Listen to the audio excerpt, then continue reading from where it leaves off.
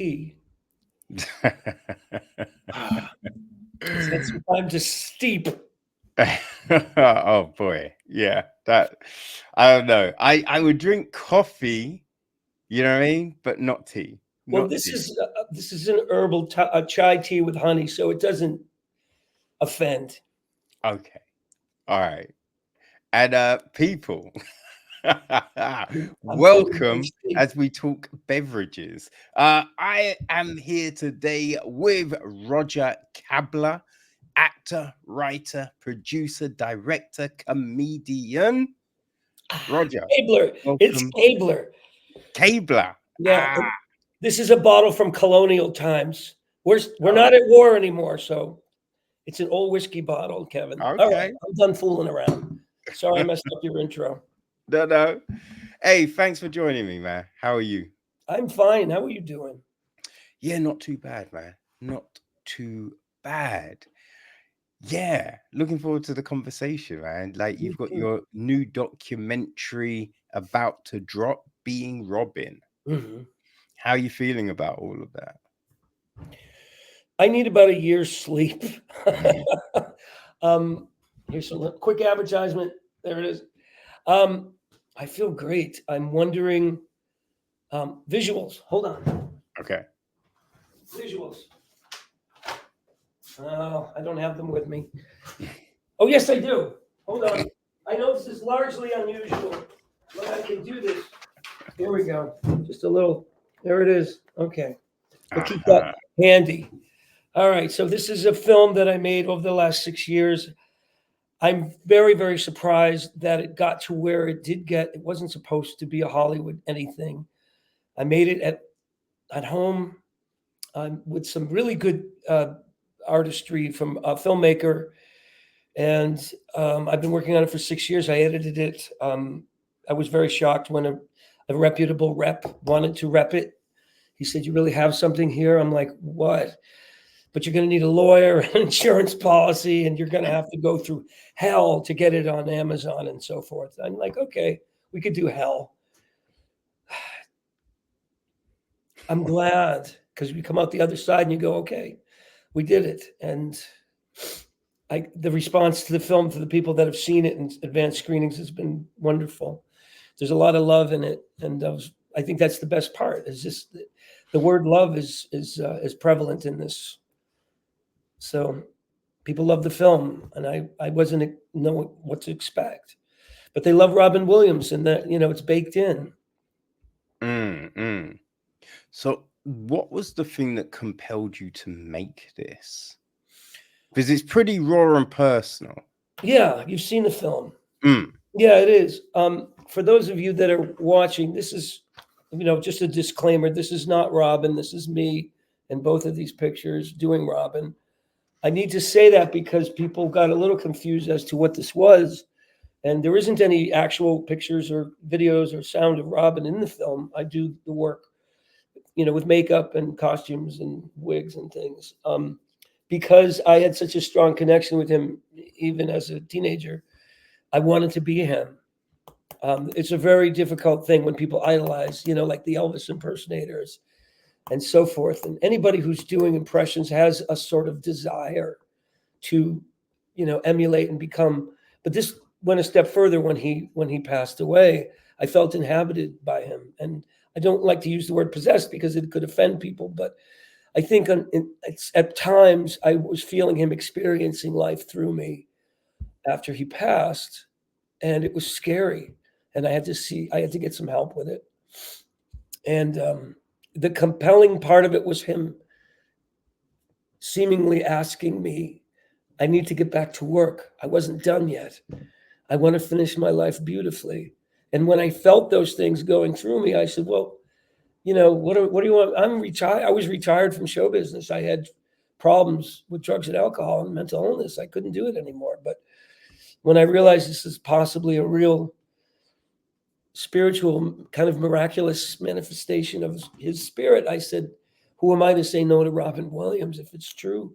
So I started creating a show with him about, it's not a tribute to him. It's him on stage for an hour cutting loose and doing what he does, and then delivering after people's are laughing their butts off, delivering a message of depth and weight and humanity.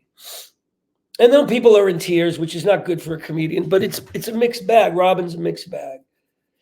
So having done the show for several years, I realized it's not going to last forever. So we started filming some of the shows. And as a result of those clips, we were able to, put together a movie, a documentary, and reenact some of the things that occurred, like when I experienced his death, which was very, very, very deep and sad and scary. And I represented it in the film in a poetic way, as opposed to the literal way that it happened to me, because you couldn't be able to watch what happened. It was out of control, and it wasn't unwatchable the way I felt. Mm. So you saw the movie, the scene when I experienced his passing. It's all done in the snow under the stars. And Yeah. Now, let's first of all, because you mentioned about, and it says at the beginning that you kind of retire because you feel the industry, coming down on you and addiction and everything. So you go and throw yourself into painting. Yeah. And you say like someone told you that if you stayed, you'd die. Yeah, you got that right. Yeah. So with that, like, did you ever look into like coping mechanisms, way to still be in? Because there are comedians like Jim Norton who had addictions, but stopped, found a way to, move away from those addictions and still continue to do comedy and other things. Yeah. My own philosophy that I think worked really well for Robert Downey Jr., who's, Iron Man, was that I had to pull away from anything that had that didn't have to do with recovery. I've been in recovery for 21 years from drugs and alcohol and gambling. And I had to step away from show business because I couldn't recover at the same time. I think other people possibly could and stay in the business. But not to contradict you and the way this man did it, Norton, I think his name is. You look at people like Amy Winehouse, who kept going. You look at people like, John Belushi, who never stepped out of it for a minute. And what I realized after I stepped out of show business for a number of years and tried something else that was a little more, under control, was that show business was there when I got back. It will always be there. And I didn't think I'd ever get back, but Robbins had given me the opportunity to try it again on a foundation of recovery. And without that foundation, I couldn't have done it. You build something of a foundation over a few years that allows you to come back as a stable individual. I'm so stable now. Yes. Thank you. I'm sorry. It happens. I just had to, Robin likes to chime in sometimes to these things too. What about me? Shh, you'll get your turn. Look, the great pumpkin is here with us today. Ah! All right, we're done. You guys have Halloween out there? We do. Like, there is trick-or-treating and everything like that, but it's not to the same scale as this. I remember the first time I went over to New York, and I think, when was it? It was like the end of July, beginning of August, I feel. There was a Halloween shop. And we're not even close to. And I just remember saying to my friend, I'm like, what the fuck is going on? He's just like, yo, it's real big here. Yeah, people like to play all year round, Yeah. Let me get some vampire teeth and go to work and see how it goes. Yeah, it's really weird. It's a really big thing out here. I've already had a giant bag of candy and I'm still recovering. I turned my body into a human still, basically. It's not good for sobriety, Kevin. But anyway. Right. Yeah, this happens. It still manifests sometimes. And, I accept it. The spirit's in me and stays dormant for a while. And then when I have to do a show, I still do shows. You know, I conjure Robin and I say, okay. And then before the curtain, you know, he says, okay, you have to sit down now. I'll be on stage. You relax. And I don't go. I just let him do whatever he needs to do and get out of the way. You know, it's not really um, like a split personality thing. It's just I understand when I try to direct it, he's confined and he doesn't. He needs to be free. So that's part of the reason I think motivated me to start all of this. Okay. Free the genie. Yeah. There's, as I said, you were retired, you were painting, you met Alana, right? So Elena, yes. yeah, you had happiness, you were fulfilled. It was peaceful and lovely. And that's Mm. what I had strived for. So yes, Robin's passing upended my life. Really. Yeah, okay. So it was, so yeah, it's the passing, it was that news that kind of created this chasm, created this shift, as it were. Yeah. Well, it was extreme empathy that I felt for him, knowing as a comedian what it's like to have this extraordinary gift and then lose it due to a brain disease. Like he couldn't function anymore. He couldn't come up with the thoughts and the crick crazy. Dyslexia is a horrible disease. He couldn't come up with Mm, the quick craziness anymore. He was shutting down. And so my empathy for that was overwhelming. The idea that I felt on that night when I felt him experiencing his passing was that imagine what it's like to be Robin Williams and lose that. So I felt that, and I was like, it was unacceptable. And you know, I know millions of people all over the planet were feeling similar things, but I managed to express it because I'm a comedian and an impressionist who had been studying his behavior my whole life. So the manifestation within me and the channeling within me was that I could move like him and look kind of like him and sound like him and think like him to a degree. I could never, nobody will ever replace him. And I've said that over and over. I'm not here to try to do that. I'm not even portraying him in the movie. I'm portraying a guy myself who is taken over or taken by him. The also, I should point out, this character with the beard is him as a spirit who's mm, guiding me, the subject of the movie, through this, sort of taking me through it and helping me be brave, which is that character he played in Good Will Hunting, the mm, therapist. mm. So while I'm just struggling around on the planet trying to figure out what am I doing, he's like, "You're going to be okay. Don't be afraid."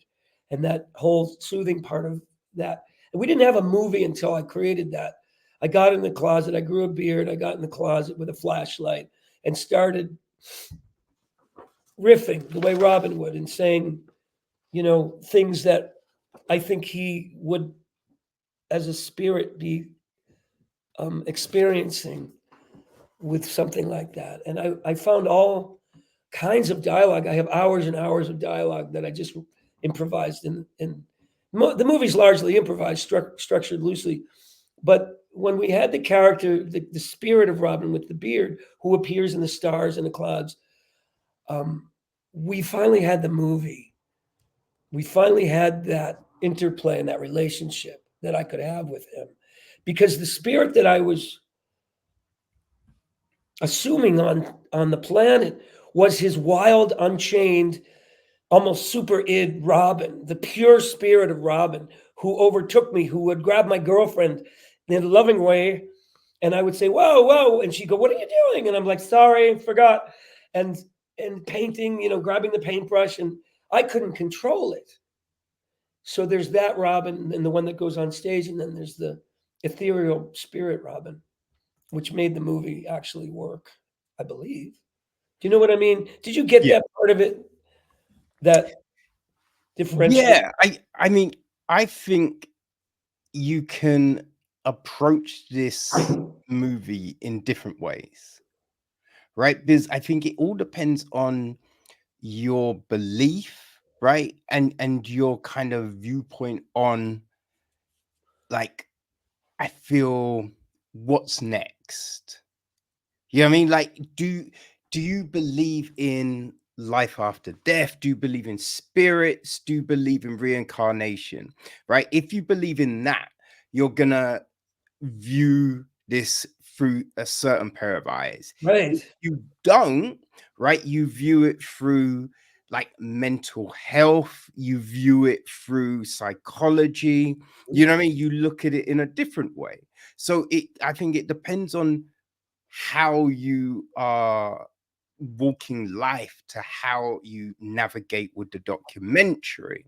That's brilliant. You're absolutely on the mark with all of that thinking. And my intention was to create a mystery. Like, is it mental health? Is it a spiritual event? Or maybe both, you know? Mm, People that I encountered after they saw the screening of the rough cut told me they were talking about the movie for hours, and that is part of the intention to create that. Is a spirit that's or channeling or remembering of a wonderful being like Robin, is his spirit conscious, or is he just living in our memories? Or is he really living in some other way? Has his spirit moved on through us in a conscious way? And that would be part of the discussion. mm, What do you mm. think? Do you have thoughts on that? Well, the thing with the way I'm kind of wondering about this is because I don't recall Williams doing stand up in the Yeah, latter part of his life. Does it right. feel like he'd made that transition over to film and he Yeah. was fully into film? And then we saw the navigation from comedy more to drama and darker, like psychological pieces, like 1 Hour Photo Booth, Oh, which yeah. is probably my favorite Williams film. Like, No I kidding. hate all the comedy. I do not enjoy that. Did you I did wasn't really a fan of Williams comedy. Just wasn't my kind of thing. But I loved like those darker films. did you like Fisher King? That was my favorite. I've never seen Fisher King. Oh my God, Kevin, you Never. gotta that's right up. Oh, you'll that's my Yeah, character, the I've super heard is about it. I've based heard it's on that great. character. Yeah. I've been meaning to, but I just haven't, got around to watching Oh it. my God. I'd love to share that with you after you see it. Give me a ring.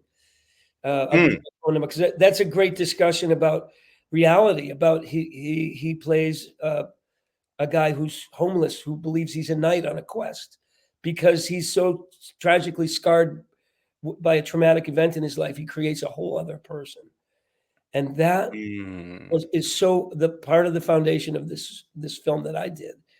That was part of the inspiration for that. Yeah. This So, lost soul roaming the planet. I mean, that's it. mm. And I think that's the thing, right? So because he was now doing the acting kind of thing Yeah. and not the comedy, Hmm. so it's kind of looking at this and pondering, right? Because when you look at comedians, right, and you can look at their early stuff, Hmm. and then to what they are now, there's an evolution, there's a Oh yeah. change a lot of the time. All right, you have people that are very energetic on stage, they're not as energetic, it's refined, it's different. Like, look Yeah. at someone like Character. His act has changed. Like, the essence of it is still there, but Right. it's changed, Sure. right? So it's kind of like what we're seeing, it feels like it's still early Williams. You know what I'm saying? So it's What you're just like, seeing in my film? yeah. It, Yes. it, it Right. like, That energy. Yeah.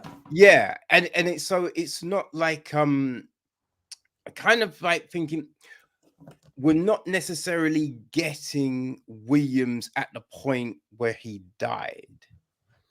You know what I'm saying? No. No. So that's what's interesting about it and kind of the pondering of what this could be. Yeah. because it's like it's that. And the whole I haven't kind of finished, because it's just like, but if he hasn't finished, wouldn't that be more looking to do more acting roles or things like that rather than a comedy? So Wow. it's those kind of ponderings and dilemmas that have me thinking when watching this. Okay, I'm going to try to. Something just occurred to me, Kevin, that I really want to kind of. Okay. I'm going to put a screw in this whole thing.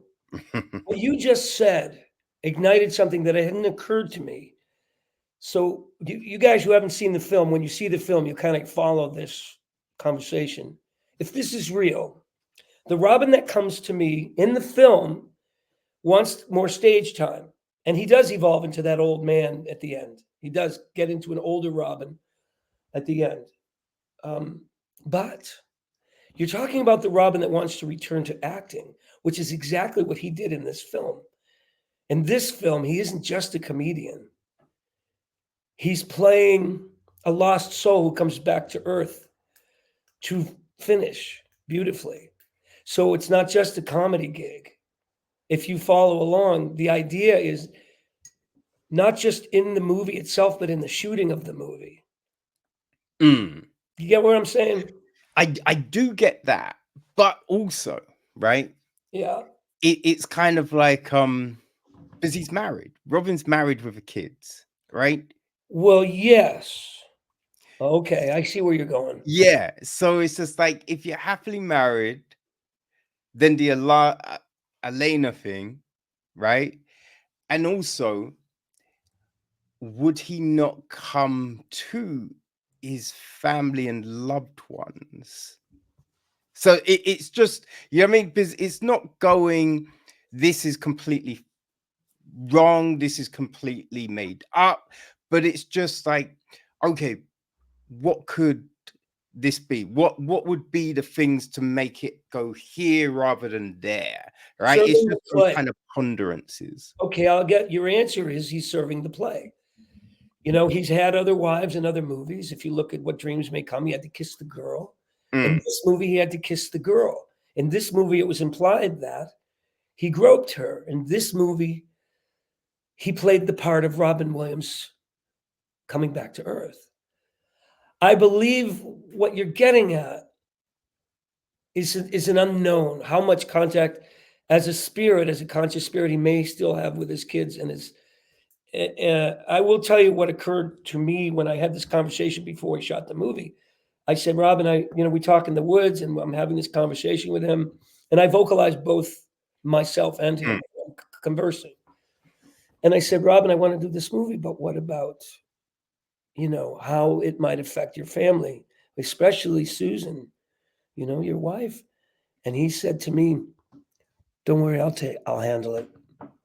So maybe he whispered to her at night at some point and got into her dreams and sat next to her or laid next to her and said, I'm going to do this movie with this crazy Jewish kid. It's okay. It's a good Mm. thing. It's good. I want to do this. And so to me, I accepted that as a reality, that because I haven't heard from his family and I've been doing the show for 10 years and I did the movies, and I think they may be aware of it, but I haven't heard from them like anything disparaging or anything at all. I don't know that they've seen it, but in the reality of this, as you've seen the movie, and it can be a little upsetting at times. If they have seen it, I don't think there's anything disparaging to them. It might be hard for them to watch it, but it doesn't disparage Robin.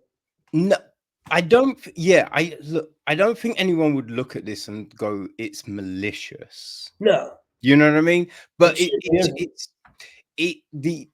I think the thing from the family point of view would just be like, you've lost someone in this tragic way.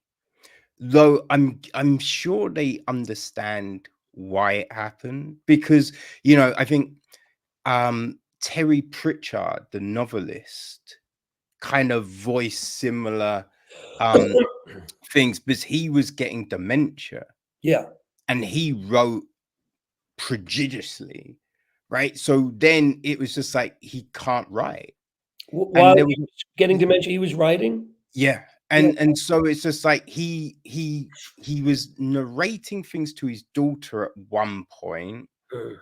but then even he couldn't do that, and so without writing, it's like who was he? You know, what I mean? And there's other.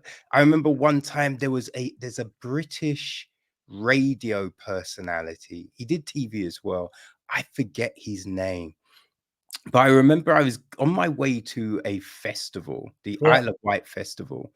It was raining, there was mudslides, so we were backed up in traffic trying to get on this ferry.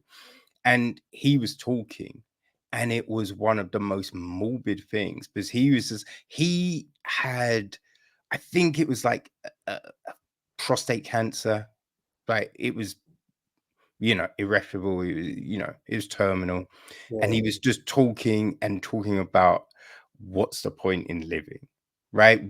If you can't do what you've been doing all this time, what's the point, right? So I think it's just like when you lose, so there's Did all he these, die? Do you know if he died? yeah, he died, but it's just like, so we know what people can go through when you've been so creative, so prolific, and that kind of gets taken away from you. So I'm sure his family understand what happened, but it's just like seeing this thing, right, with reference to him. I imagine it's probably a bit still tender and raw, and they just don't want to, you know what I mean? Well, this But is why I haven't invited them or contacted them into the show. yeah, Yes. It's if they stumble across it, it was never my intention to stick it in their face ever. mm, mm, That's why I have an opportunity to contact his oldest son and really sit down with him. But I've turned that away. And I don't know that he knows about the movie, but we have a friend in common who said, "I'll introduce you." And I said, "No, I'd love to sit down with Zach sometimes, who I think is the most like Robin, and tell him what my intentions were."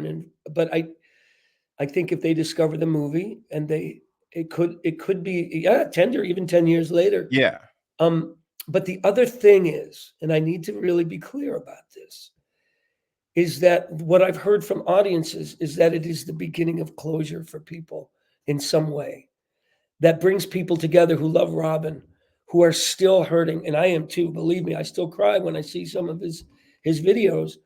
It affected me in a totally familial way, and I can't explain why. I can't. I still can't. But if it does some good, the film mm. and the family is not offended with anything about it, other than maybe it's hard to watch at certain places, um, because of the sensitive nature of it. But if they understand my intention as a love letter to Robin, who from one man who has some mild mental illness, who deeply identifies with Robin, who is trying to express Robin through his body, how much he loved him, through his soul, through his eyes, through his mouth, through his face, to thousands of people who have seen my show. And I was embraced by Cindy Williams, who was his friend, Laverne and Shirley. And she said, "I feel Robin." And I just said that, well, then I've done my job. Thank you. Because if it's in some way people say they feel Robin in the room when I do the show, I don't think that's so hurtful. And if they feel it in the movie, then maybe there's some good in it. I don't know. Nobody has nobody has written to me or said to me, "How dare you?" after they've seen the movie. I've only gotten really positive. And I'm sure some people who didn't care for the movie, and there will be some, said they say nothing, but I haven't heard anything but love. Um, and I'm not just promoting and marketing. I'm telling you the truth. Yeah. People that hear about the movie who haven't seen it or have seen clips of it are like, "How dare you? You're disrespecting, you're somehow desecrating his memory." And I accept that. But they haven't seen the movie because it's not really about Robin. It's about my reaction to him and what I did about it, Mm. you know. Yeah, I think, because we have tributes, You know, there's Beatles tributes, Elvis tributes, you know what I Right. mean? There's all of these things that people go to because of that love for the person, for that connective tissue for the person, Right. right? So I think that explains how people are magnetized by this thing. Yeah. You know what I mean? And want to come. And yeah, you know, obviously they find that closure because maybe they didn't get to see him live. Or it's because I just remember when Prince died, Oh. right? Like I was trying to get tickets to go see him because he had the tour announced Mhm. and I couldn't get tickets.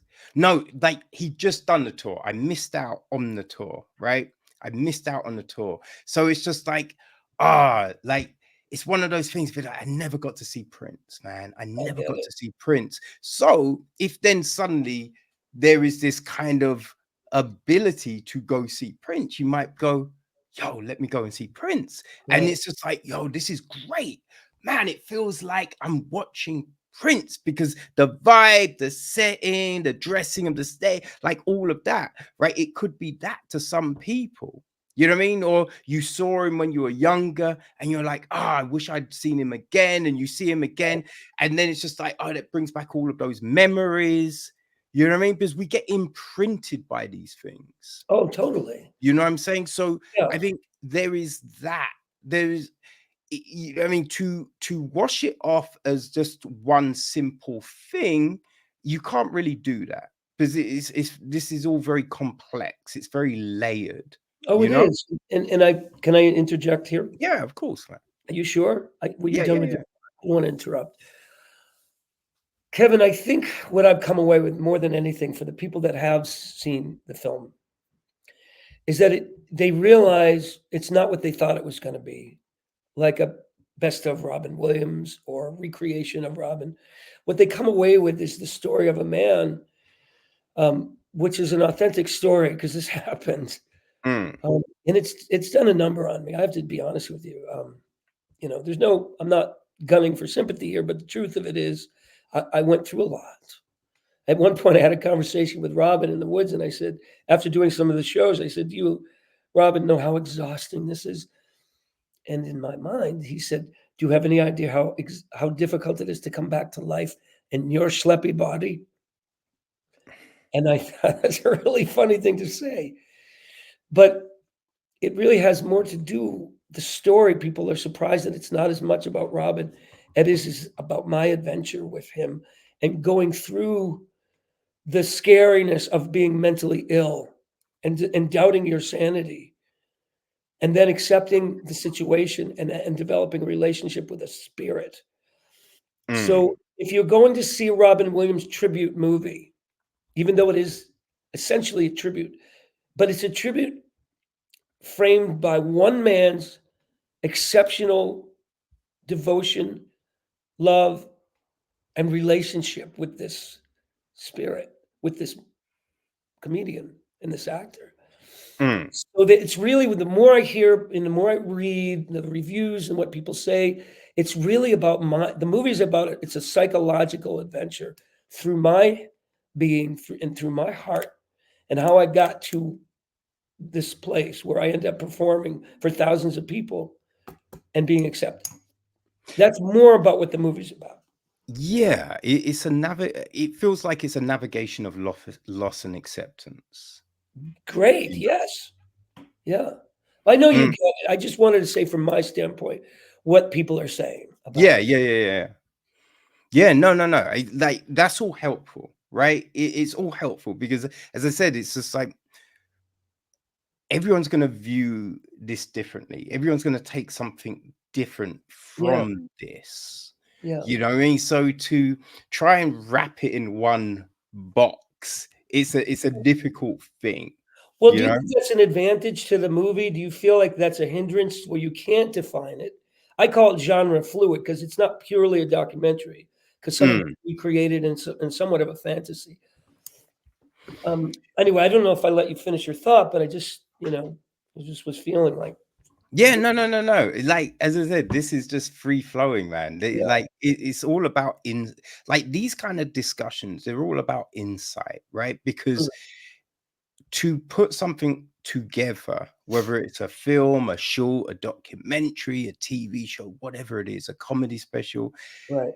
it's never just like, oh, you know what? I'm going to record something today. Ah, it's done. I'm putting it out tomorrow. No, Right. it takes time. Right. Can take years. It's It a did. process. I Oh, edited for 2 years because I wanted to looking for the shape and the feel of it. mm, So it took me that long, and I fired 5 editors who did not understand the voice yeah, and yeah, yeah. flavor of the colors of the film itself. They all Mm, went to traditional style, and mine was much more bits and pieces and kaleidoscopic, like that, because that's yeah. how Robin was.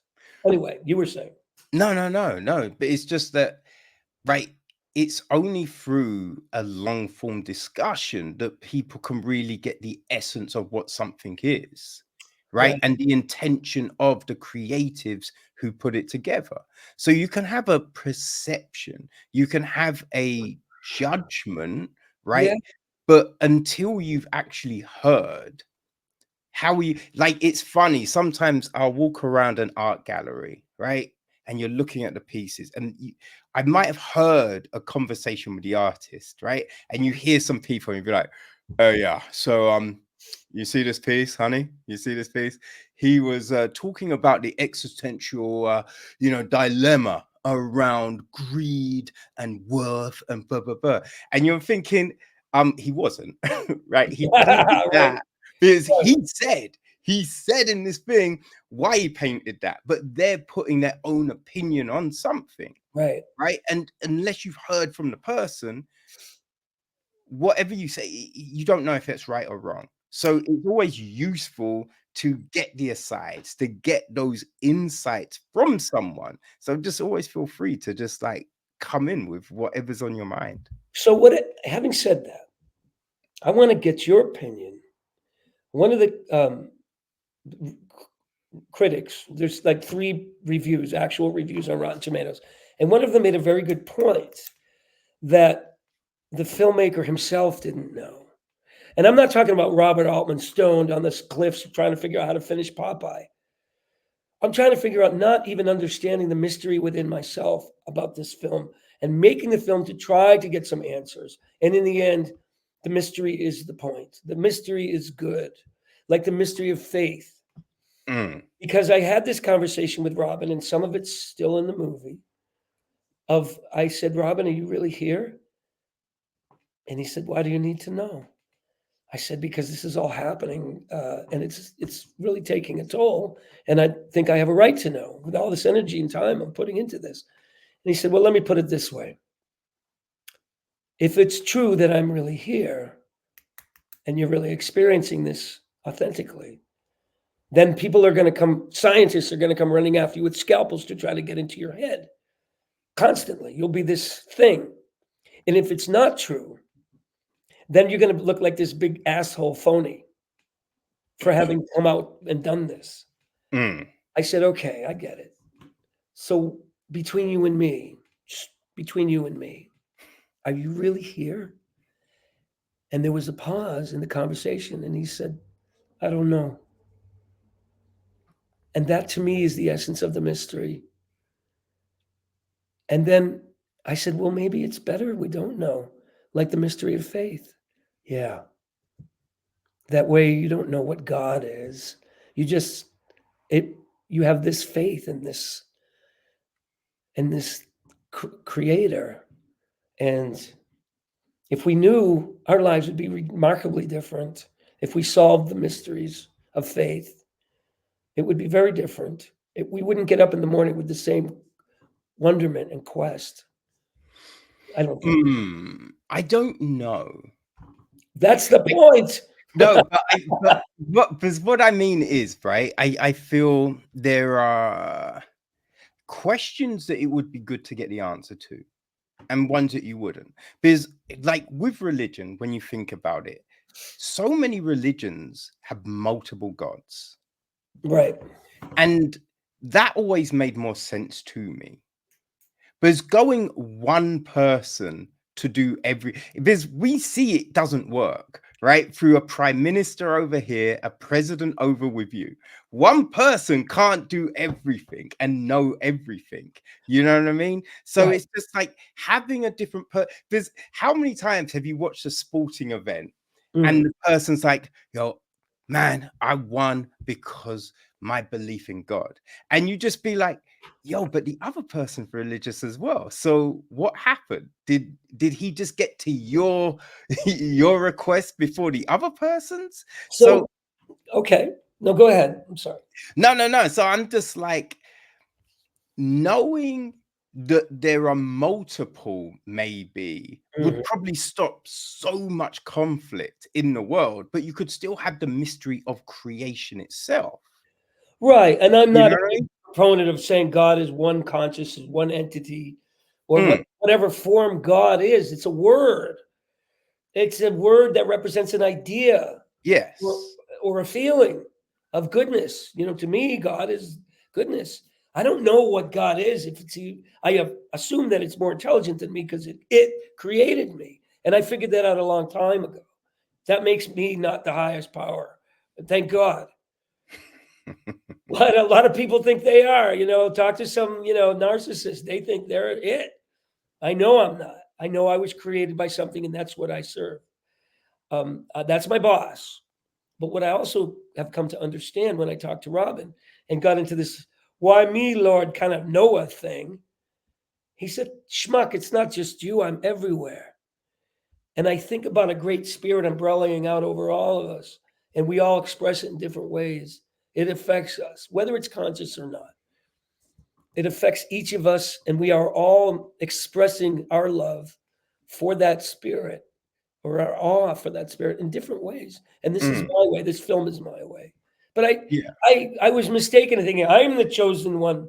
I'm not fucking chosen. I'm one guy who was affected by one great spirit. I believe Robin is a Buddha or some sort of a great, powerful spirit that affected so many people. How could he not be?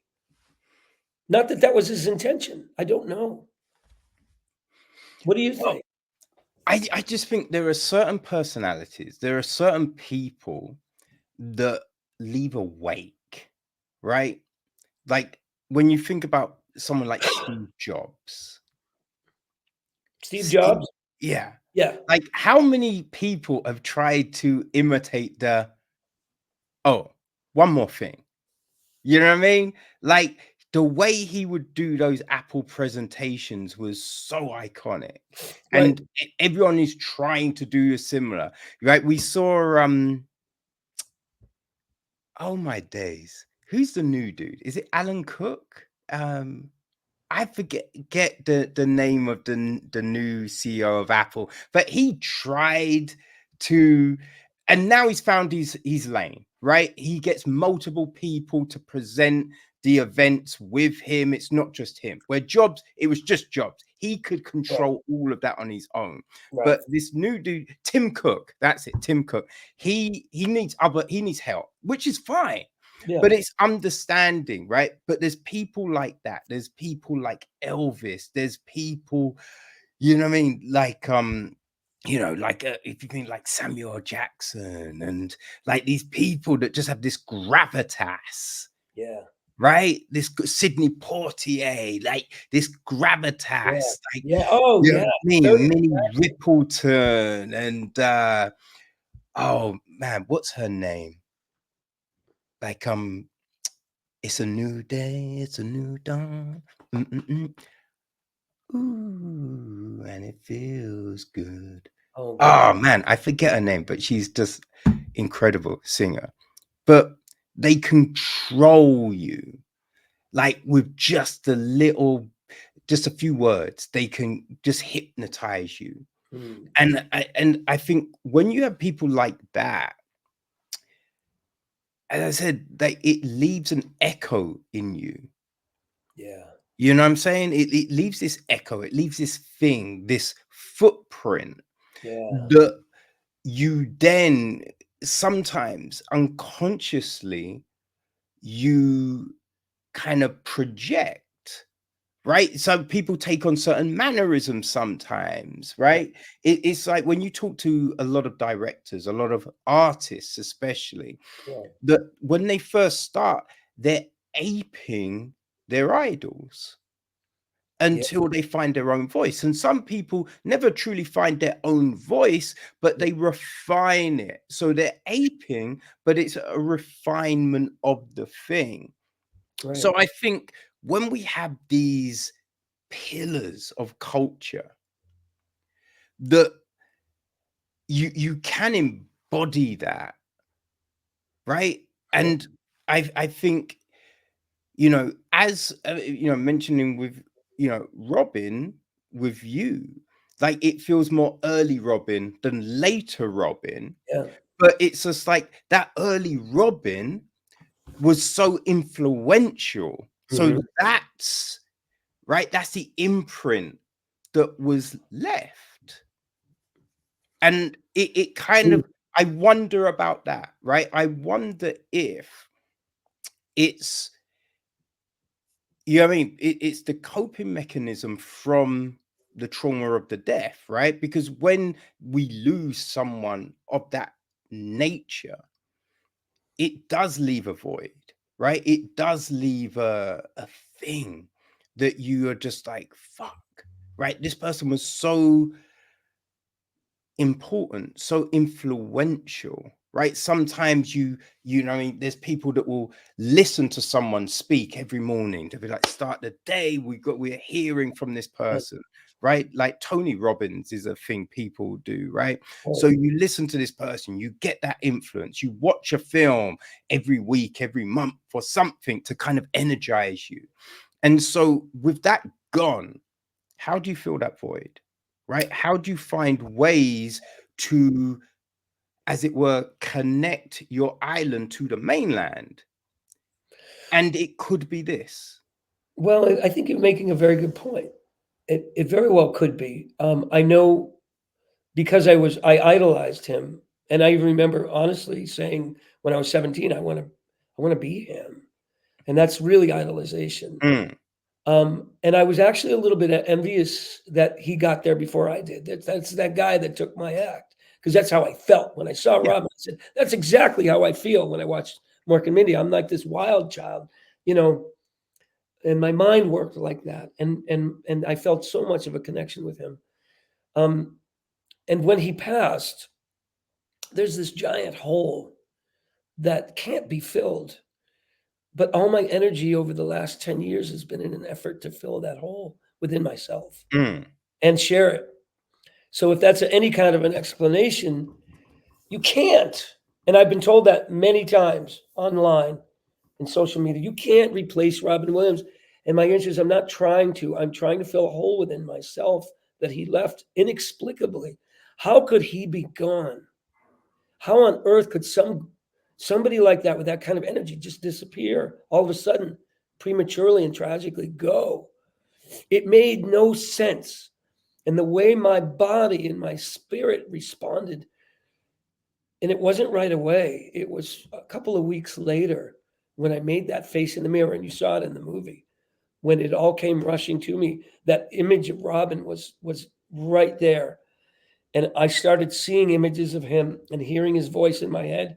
And then it manifested by coming out of my mouth. mm, And I was like involuntarily, I'm like, what am I doing? Oh no. And I was like, it was so seductive. It was a yeah. drug because I would get high.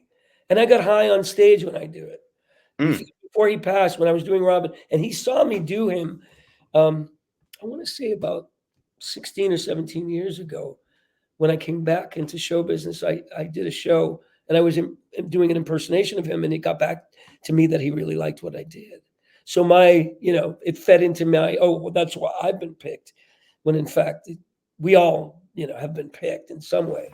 But he saw me, and I've never met him, but, in some way, I felt some kind of responsibility to this, a deep, deep devotion to this spirit. And honestly, this was not my idea. And I without disdain, need to tell people this was not what I had planned. My life was going to be peaceful, living by the lake, painting. I had no connection to show business anymore. And the next thing I know, it's this. You know, it's that. And all the nonsense that goes with it. Somebody's using my face to make Roger Kabler t-shirts. And I'm getting a lot of mail and I'm getting offers and, you know, the whole crazy show business thing. Even like today, it's like I was busy editing a promo for the movie when the press agent called and said, "Where are you? You're supposed to be on with Kevin Scott."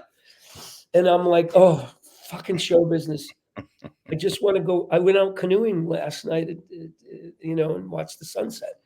That's my life. But now I've been coaxed by a great spirit into coming back. But the beauty of it is, Kevin, is I grieved the loss of my career in the mid 90s. I really fell apart. I had a breakdown through mental illness, drugs, alcohol. I had a needle in my arm. And I grieved the fact that I couldn't come back. I lost it. I had a career. I was starring in an NBC sitcom. I came to London 3 times. I did Wogan, for God's sakes. I hung out with Quentin Tarantino in a pub in London. We went crazy. We had a blast. I was somebody. And then I was this drunk in recovery. And then Robin died and everything changed. And I got my career back. So originally the movie was going to be called Come Back or Come Back. It was a comeback for both of us in a way. And Robin's voice going, "I want to finish my life beautifully." And what that meant to me was envisioning a moment in time when he's on stage talking to an audience about his deepest desire for humanity, which is the end of the film. Now, do you ever ponder that the voice you were hearing when it's just like, "I want to finish my career beautifully," My life was you, right? Because it's just like after losing the career and thinking, "I can't come back," and then, right, because you can do these great impressions, it's just like, I can come back, but I can come back as this different thing. So you're getting to finish your career beautifully, right? Like it's superimposing that into what you wanted in the first place. Well, unfortunately, you're implying there's a possibility of a hoax or No. Well, let me finish. No, it's not A misunderstanding about what happened. I don't understand the human brain, Kevin, and I get what you're saying because I'm confused about it too. And I will honestly own my deepest desire to keep him alive somehow and to get my career back.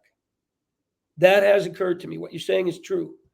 Unfortunately, the other thing that is also true was the incomplete and utter rejection of this whole thing at the beginning. I threw him out. You saw the movie. I threw him out. Literally, I opened the door and said, "Get the fuck out of here. I am not going to do a show. That will kill me. I am serious. I am not going back into show business with you or any other weird shit that happens to me. It will not happen." And I was adamant because that's how protective I am of my recovery. So I didn't want it. As much as I grieved, I didn't want this. For the reason of my lack and loss of my freedom to be chained to a business that I despise, that drove me to the death, to near death, and it did. And I don't blame show business. It's my interaction that's toxic. And I don't mean this. My bipolar it's not conducive to my bipolar disease.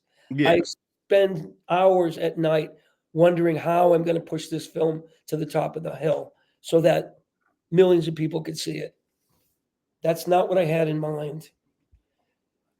I'm grateful for the time that I've had, but I want it to be over. I want to get back to my painting. I have business as a painter and as a shaman to do my third act. Yes, I think it would be nice to do some more acting, but away from the limelight, because it has the power over me where I don't have the thickness of skin that one needs.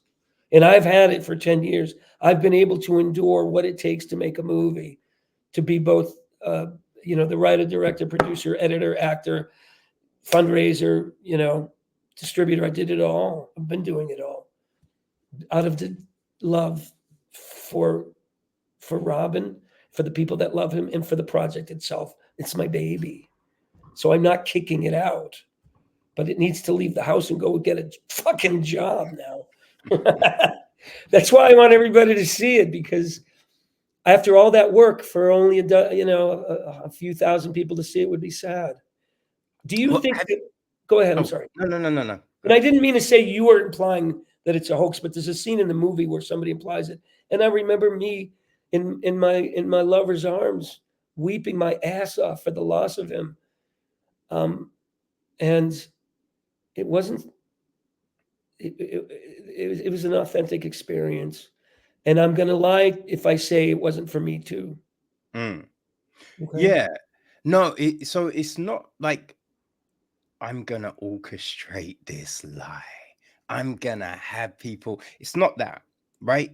It's, coping mechanisms. It's the way that we protect ourselves, right? It's the way we embrace loss. So it's like what we do, the things we put up there are these shields, right? And so the shield is Robin, right? And so in creating that shield, it also helps a transition back to something that it was like stopped early. It was stopped before it met its fruition. Yeah. So that's what I was kind of pondering. Well, I'm going to support your ponder, and you're more accurate than you think. And I got defensive because any implication that this is a hoax, it takes me back to how much I've gone through. And I just want to say that a year ago, we had a different, slightly rougher version of the film. And I was done. I had a few screenings. We won a couple of awards, and I was done. I'm like, I'm good. I'm ready to move on. And Robin in my ear was going, no, take it a step further. You can do more.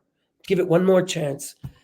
And then all of a sudden I have a rep who is old Hollywood, who delivered the Blair Witch Project to TV. And he said, you really have something here. And was I willing to go through all of this? And Robin had already said he was a little disappointed in the movie that it wasn't bigger.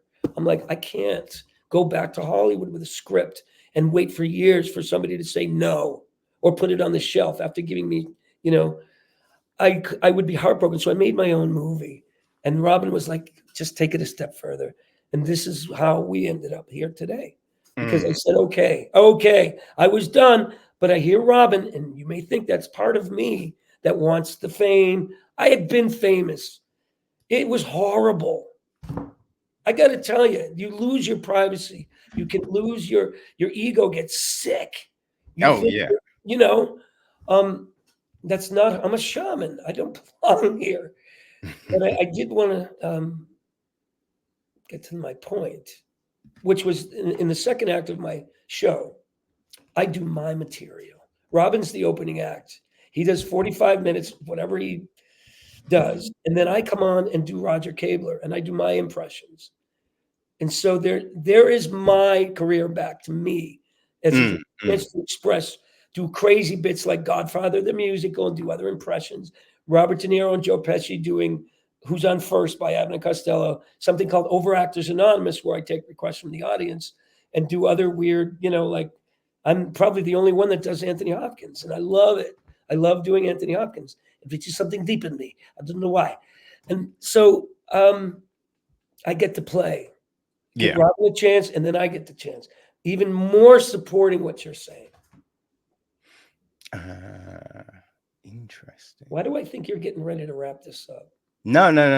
Ah, No, I was looking because I had a thought about something. So I just had yeah, to quickly look for the information because I was just like, because I couldn't quite remember a name kind of thing. Because it was just basically on how you're looking to kind of screen and promote this, mm, right? And because talking about getting it out there, and so I think sometimes it's finding different ways to yeah, do it, yeah. right? So This being one of them.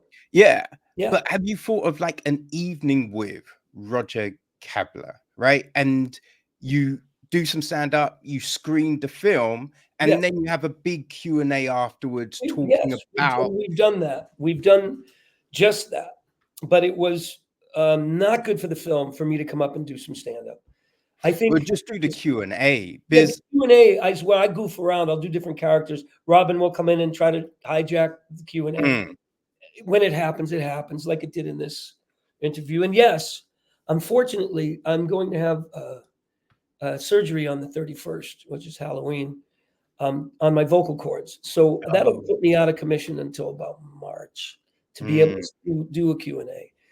So I've relied heavily on everything I can do before Halloween yeah. and social media, which I've hired, the lady that you know, I'm sorry, for press agent and the Yeah. social media who I've been working for five months. And, we're starting to go viral and that one of our posts got like 1.5 million hits and people are talking about it and anxious to see it. And I think with that, we will get a pretty good turnout. But I also say, that's a tipping point theory that if your viewers and you talk about this as a curiosity, as something completely different. I don't know if that's your opinion of it, but it is mine. My goal was to make something very, very different than anything that people have seen. And if we hit that goal, great. If not, it's something at least unusual Mm. and stirring. I think somebody said it's riveting. That's cool. Somebody said that that they're not even clear if it's a performance or a quest of some kind. Um, you know, just a word of mouth discussion about the film will draw people to it. Oh, yeah, for And sure. and in the end, I'm used to being poor. I might not make it's not about the money. And I get angry when people say I'm trying to cash in on Robin Williams because this has cost me a hell of a lot more than it's financially. I'm broke. But that's the life. Um, but I would love millions of people who love Robin to see this film as a way to share him and my feelings about him Mm. to the millions of people. So I don't know how that will work. In your opinion, do you think that this little film can do that, or do you think it's going to be shy of that? No, I think it's just like it's different stories, right? It's different things that people kind of navigate to. But it's just the way you frame it because there's so much stuff out there for people to watch, right? It's Right, Disney right. Plus, Netflix, Prime Video, There's only Paramount one Plus. Robin Williams movie. This is it. I Yeah. mean, there's movies about him. There's documentaries. Mm. There's a beautiful one made by his widow, Susan, which explains his life and how he died. It really clears things up. And then Come Inside My Mind, which is one that it blew my socks off HBO. It's really worth the look. But there's only one new movie, and that's the one that I made. Mm. But Like it's just finding it through all of that stuff. That's the thing. So it is conversations like this and yeah, other ones that you have. The more there are of those, the more people will be able to navigate themselves to the documentary. yeah. Well, You know? we're coming to it opens November 5th on Amazon, iTunes, Apple TV, and a couple others. Um, and we're coming to the game with 20,000 followers on Facebook, which is a pretty good, if you consider that a percentage of them have shown great interest in seeing the movie, that's bringing 20,000 people maybe to the first month of it opening, where, you know, the platform sees that there's an interest in the film and Yeah. may start to really advertise it. And that's what you hope for. And Yeah. with those numbers, you know, Netflix can come around and say, well, this is getting attention, let's get it, or something like that. Mm.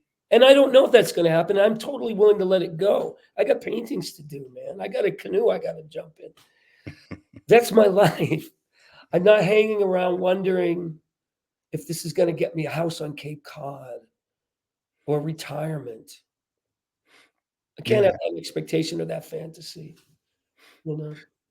No, I think if you bank on certain things to be like the big thing, then oftentimes they're not going to. But if you let it grow organically, if you Right. let it develop, then it can become that thing. You know, I think a lot of comedians have found putting their specials on YouTube Mhm. have been like very profitable. You know, Mm. you get the hits and things like that. So maybe do that, like chop up loads of little shorts, which will then get picked up by the algorithm. You know, things like that can help. Yeah. Well, we haven't done it as much on YouTube, and I probably should in the last days, because I have been making, like I was today, finding some footage that never got released, turning it into a little 1 minute or less Yeah. chunk that people will find entertaining, because you have a guy going, cut, okay, roll sound. And then I come on and do whatever I'm doing, you know, putting on the makeup or Mm. whatever, goofing in front of the mirror. And you have that, but it's mostly going out on Reels and Facebook. But Yeah. do you think Yeah. YouTube would really we would pick up steam if we did it on YouTube? I think that would help.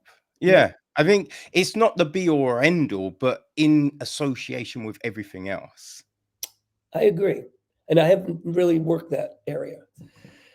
Marketing is tough. I mean, you know, it's been a pony show, but I really do enjoy talking to people, and I'm gonna miss that come October 31st. I'm not gonna be able to talk for like a month or two. And Right. for a guy that's bipolar, who's manic most of the time, it's gonna be, where's my little whiteboard? This is what I have to do, Mm. you know. But you have Is other it ways of expressing. Yeah. yeah. Is it the because you know Robin was very vocal, throwing the voice. So is it that that has helped exacerbate the vocal cord issue, or is it something else? It's a combination of things. I have to have some stuff removed from there that doesn't belong. And there's trauma from doing multiple shows and really wear and tear. Yeah. It's not nodes though. It is not that. Oh, it's not that. Yeah, because I was thinking nodes because No, there's is it oh god, there's that famous band and one of the singers had nodes on his vocal it's cord. Bob Seger, one of them. Um, Well, the no, Who, yes, I think it was Roger the Who. Kabler. Okay, I have the group that fixed him. That's who's Ah, gonna okay. fix me. So hopefully I can get back, because I'm slated to do a show that may go to Broadway playing Robin Williams, Mm, as one of the characters in the show. mm. It may go to Broadway and eventually next year. So I would like to get that rehab to come back to that. Yeah, yeah, yeah, That yeah. would be, even though I hate show business, don't forget, to go to Broadway as any actor would, you know, and yeah, I want to do other things besides Robin. I am a studio trained actor that I have some serious intentions, and I've done some serious work, as well as being a comedian. So Mm. I'm a method comedian, though. I really am. When I do impressions, I feel like I got to get, like I do De Niro, and I got to get, you know, understanding what he's thinking.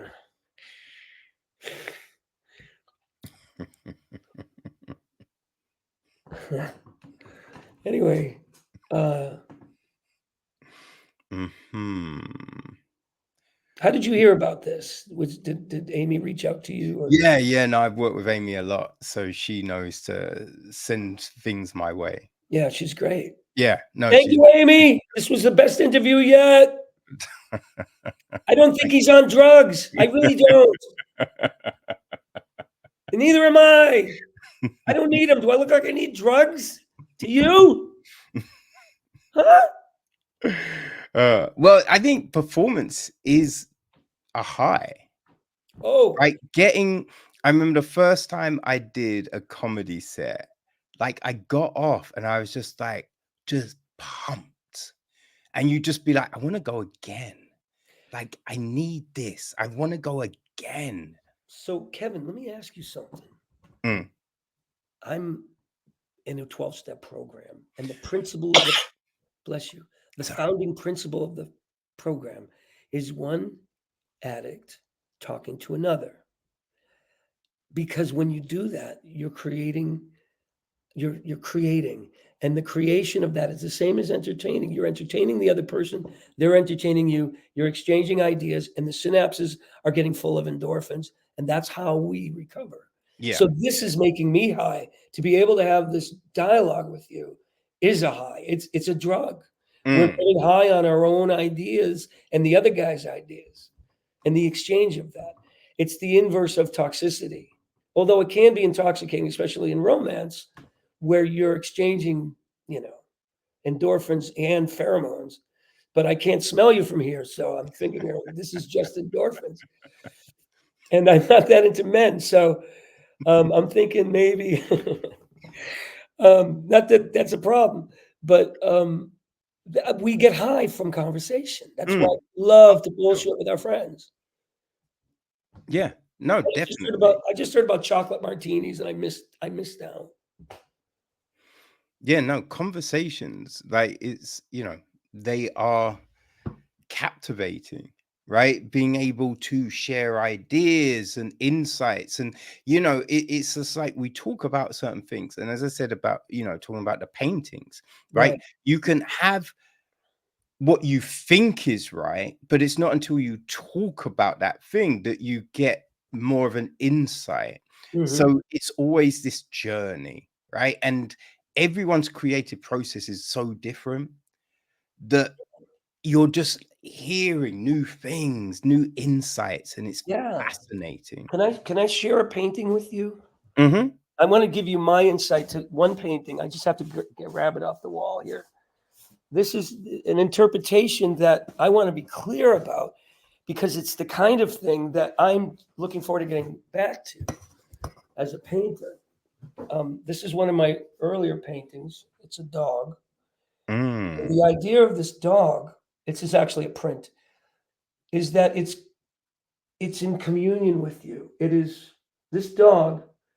I've worked really tough to make this dog open to interpretation as to what it is that it's trying to do with you. And I hung this painting in my mother's room in the nursing home so she could have conversations with the dog. And she said, the dog talks to me, we talk. And, the point of my painting is to interact, to leave a sort of a neutral gaze in that. You don't know what the dog wants from you. Does it just want to be pet? Does it want to treat? Do so there's Yeah. paintings that I do with animals and people too. I leave an openness so that you get to participate in the painting. And I just felt like sharing that because it's another aspect.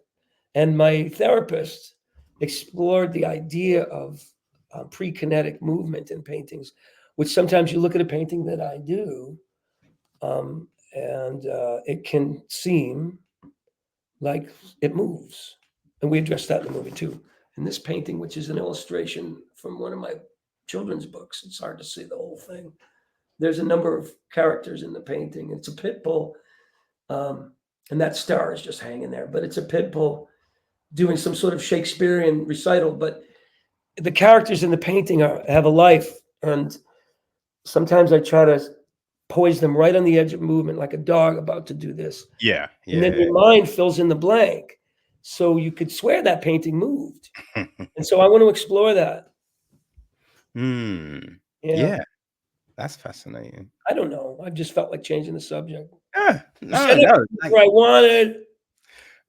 The art was like impressive. Oh, Like seeing all your art at the beginning, it was just like, okay, dude oh, can thanks. actually paint.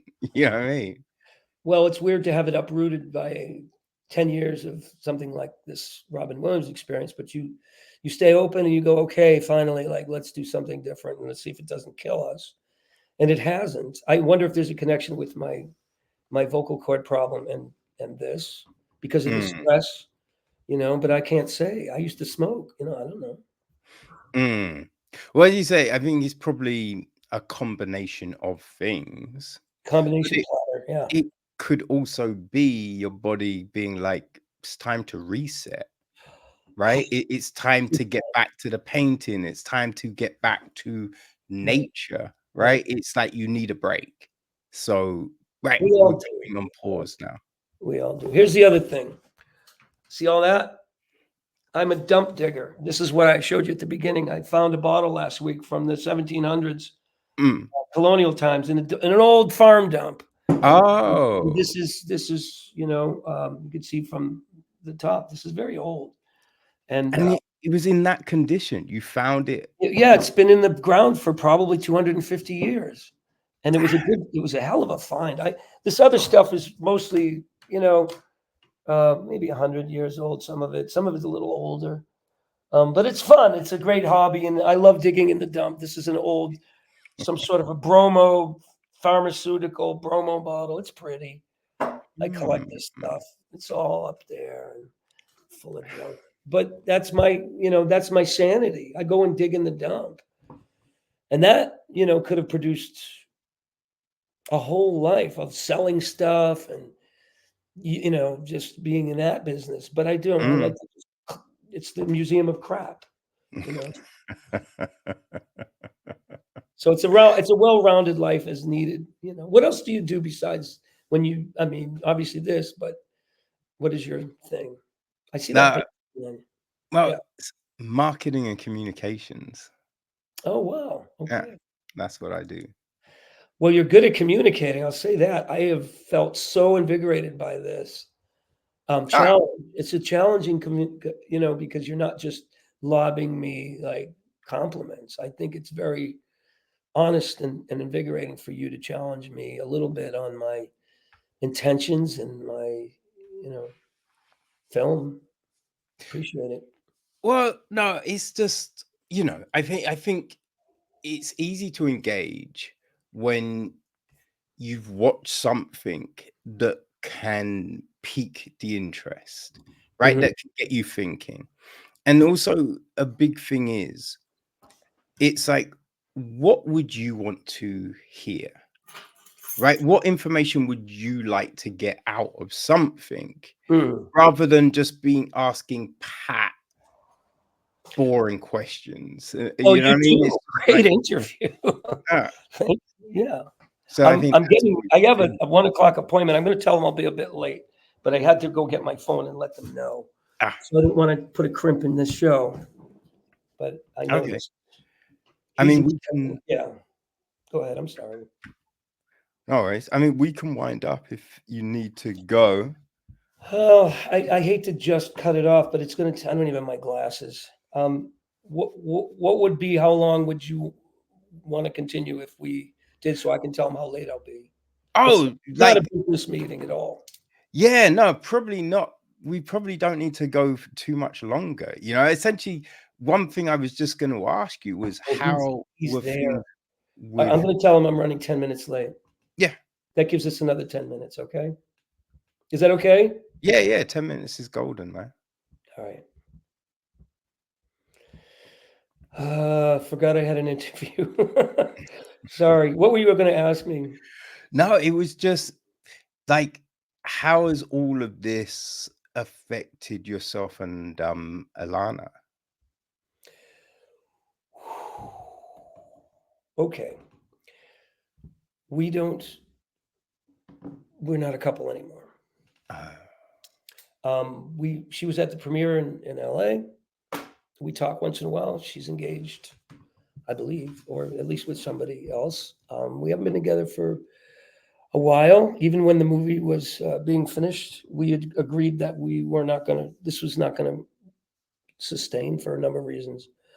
We love each other very much, but telling the truth of our lives was that she was like 20 years younger than me.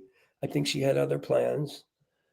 We had a wonderful time together. We made this movie. I asked her to play this part. And the phone call at the end, we had already broken up. And it was a very poignant.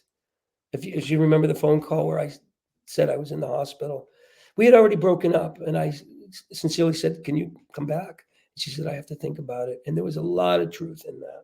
Mm. But we've always, I mean, we will always love each other. But when it's time to tell the truth, we weren't going to make it as a couple, like a married couple or otherwise. Our lives are so vastly different. So no, I've moved on, and so has she. And I'm so grateful for her. I think she really emotionally grounded the film, and I give her a lot of credit for that. She's not an actress; she's just a great human being, who I think has very naturally gifted a talent for acting. I don't know. Right. Yeah, because that was just something that I think I wondered about as it ended. Like, you know what I mean? With everything going on, how has this impacted the relationship? Oh, well,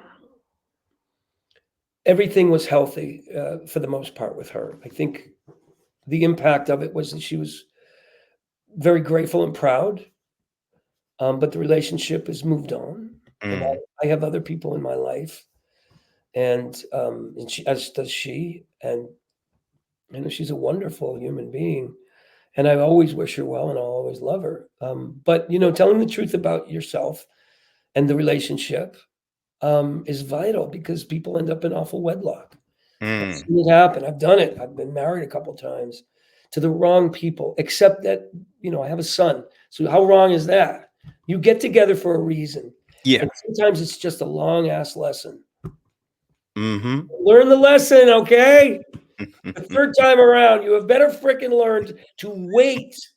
Don't get in bed on the second date or the first. Yeah. Like, Or give it or time. just make sure protection is being used. Yes, mentally and physically. Mm-hmm. Because you can get so I'm a very passionate man. I get drawn up in romance. I'm vulnerable, and I know very well to be patient now. My Yeah. life's going to change when the film comes along and opens, and I may meet somebody as a result of that. And I don't want to be with a fan, but somebody who is aligned with me spiritually, psychologically, that I haven't met yet. Yeah. You know, so that's cool. Mm. Meanwhile, I'm married to the movie. Uh-huh. Okay. Okay. You know, I think, right, a conversation I spoke to a guy recently, Yeah. um, earlier in the year. Yeah. His name was Randall White. I spoke Yeah. to Randall White and Jennifer Hutchkins because they had a documentary called Spiral. Mm, It played at dances with films. And mm. I kind of feel that you guys should get together for a conversation. I think that would be very interesting, Okay. because he's because he was married to a woman and she had bipolar. Mm. And it was just watching this relationship through like footage, like, what I mean, like recorded footage and video diaries and Right. everything like that. And it was like this interesting piece on all of that. Yeah. Right. And I think although it's not the same as being Robin, there are those conversations around mental health and Yeah. the way we navigate life and things like that. And I think a conversation between all of you guys would be Yeah. fascinating, and I think it would be something else that would draw people to the film. Well, I think that if the intention of any art is to do some good and to nourish and beautify the world a little, good. Good is a good word. Good is my favorite word. If I can connect with this person, you have to tell me his name again. What's his Mm. name? I'll write it. Randall White.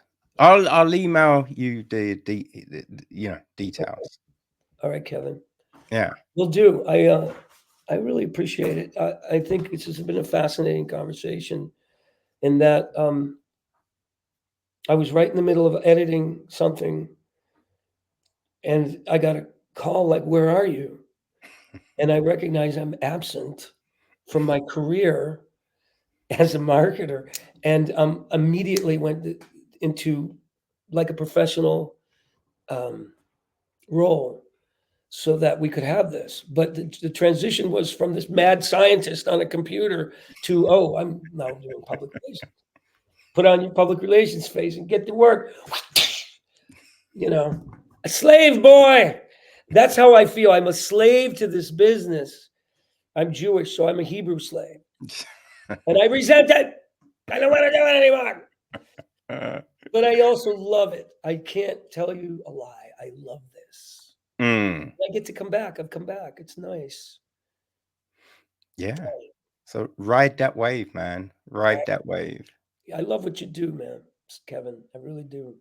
Thank you. I Beautiful. appreciate that. No, this has been a great conversation. It's been extremely interesting, honest, raw, Yeah. and that's great, man. Because yeah, it was fascinating. It was fascinating, and it was, you're watching being Robin, and you are, as I said, you're wondering about this whole thing. And as I said, it's not like looking at it going, oh, this guy's a huckster, he's trying to pull a fast one. But it's just like, okay, so what are the things that compel us, right? What are the things that drive us? Like, what is the emotional imprint this, Robin Williams left on this man's life, right? Yeah, So it was wondering all of that. And so, lucky enough, and thanks to Amy, I was able to talk to you about all of those things. And through your graciousness, you gave those honest answers. So I can't thank you enough. I could. As much as I know the truth myself, I mean, I think part of the thing that we need to understand as human beings is our perceptions are our reality, and my perceptions could be off. I'm constantly checking with friends. Is it me? I mean, I don't quite understand what's going on here. Our perceptions of what's going on can be mysterious to others. So I do rely on other people to help me with my perceptions. And it's okay to not be able to see the truth. It doesn't make you a liar. And that there's a misconception that people who don't see the truth are liars. I look at some political figures who can't help it that their whole way of work is lying. It's through lying, and it's to me it's a sad, dangerous way of being for all of us because we need checks and balances on the truth. Yeah. We know good from bad. The problem is we don't necessarily feel it. If you're not feeling the difference, then we got a problem. Exactly. But it's kind of like when you're in a relationship, right? And you might do something and you're like, oh, that was right. But the other person is just like, oh, that made me feel like this. And it's not like that's wrong, that's a lie, but it's just like you're coming at the thing through different experiences. Yeah. You know what I mean? So it's going to hit you emotionally in two different ways. Right. And that's, I think, what we always have to remember with things. It's like when you watch a film, let's say, and there's a rape scene in it, right? And it's not glorified, it's showing the horrific nature of this thing, right? So the filmmaker's trying to tell this story and be like, this is a horrible thing and it happened. Someone that got raped watches that and it's just like, how dare you do that? How dare you show that? Huh? I mean, how dare you show that? Or how? Yeah. And it's just like, but they don't know your experience, right? They're telling a story about this thing, about the horrific nature of this thing. And because you went through that thing, it hits you differently, right? So that's the thing. We don't know what other people's experience have been. So I think we always have to remember going through life that not everyone's going to resonate the same way as we resonate to. So let me ask you a question. And this relates to comedy too, because some comedians are still doing very unpolitically correct material, but there's a warning to the audience. It's like, if you don't want to hear offensive material about ethnicity, don't come to my show. If you don't like Proctomics, don't go to see Carrot Top. That's it. Yeah. If you don't want to see a rape scene, if you can't, if you give it a warning This is explicit. They do it on the news and they show it anyway, but you have a chance to turn it off or turn away.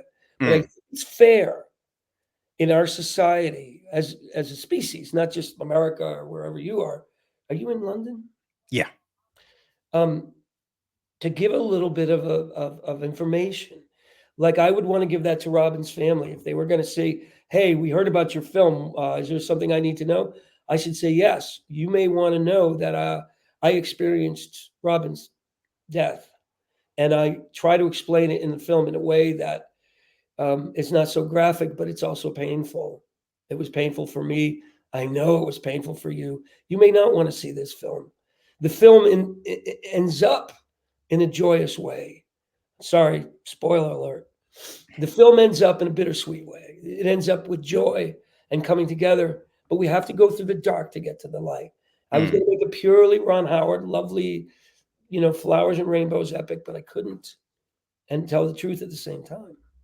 My truth and his truth.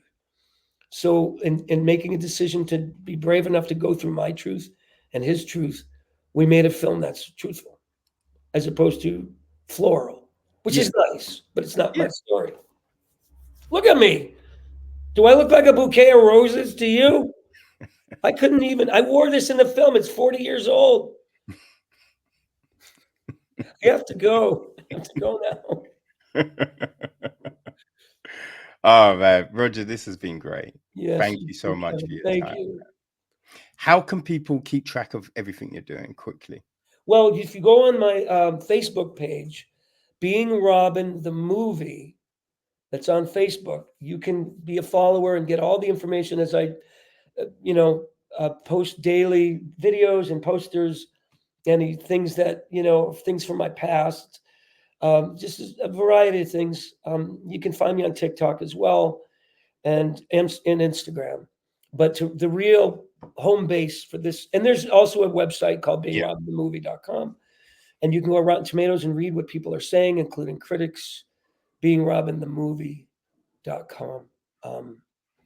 And I'm excited that this is happening. I can't even believe it. Like this movie was not going to do this. So there's some magic around it. It's a magical experience. And thank you.